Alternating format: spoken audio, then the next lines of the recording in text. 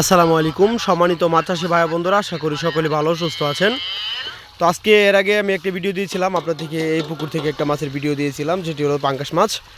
তো এখন যে মূলত যে মাছের পোনাগুলো আপনাদেরকে দেখাচ্ছি আমি খাবার দিয়ে, এগুলো হলো কেজিতে 100 পিস, অর্থাৎ 100 পিস সাইজের 1 কেজিতে 100 পিস হবে থাইজেতে পাঙ্গাস মাছের পোনা। থাইজেতে পাঙ্গাস মাছের পোনা মূলত এই মাছগুলো চাষাবাদের ক্ষেত্রে দেখা যাচ্ছে আপনারা সর্বোচ্চ 5 মাসে প্রতি মাছের ওজন যদি আপনারা দেখা যাচ্ছে 1.5 কেজি প্লাস, এরকম 1.5 কেজি ওজন মানে বিক্রি করতে পারবেন থাইজেতে পাঙ্গাস মাছের পোনা।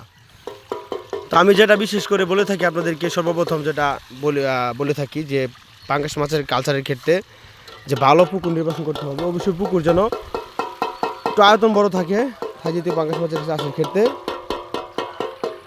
অবশ্যই যেন রোদ্রে আবহাওয়া পড়তে পারে এমনভাবে, দেখেন এই পুকুরে রোদ্রে আবহাওয়া কেমনভাবে পড়ছে।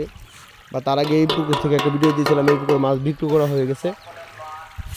দেখেন থাইজেতে পাঙ্গাস মাছের পোনা, এগুলো কিন্তু এক বেডিংয়ের সাইজের, এক সাইজের থাইজেতে পাঙ্গাস মাছ।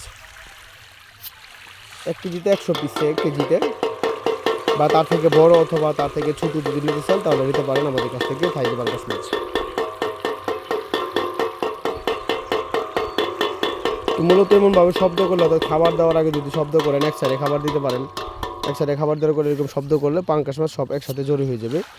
এরকম একটা অভ্যাস যদি করে নিতে পারেন পাঙ্গাস মাছের পোনার জন্য।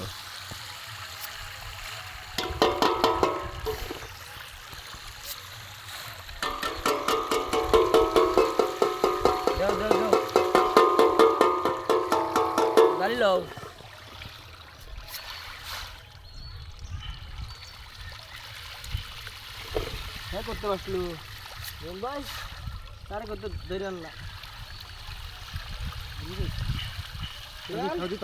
দেন একটু জ্বালানি করতে পারছিলাম।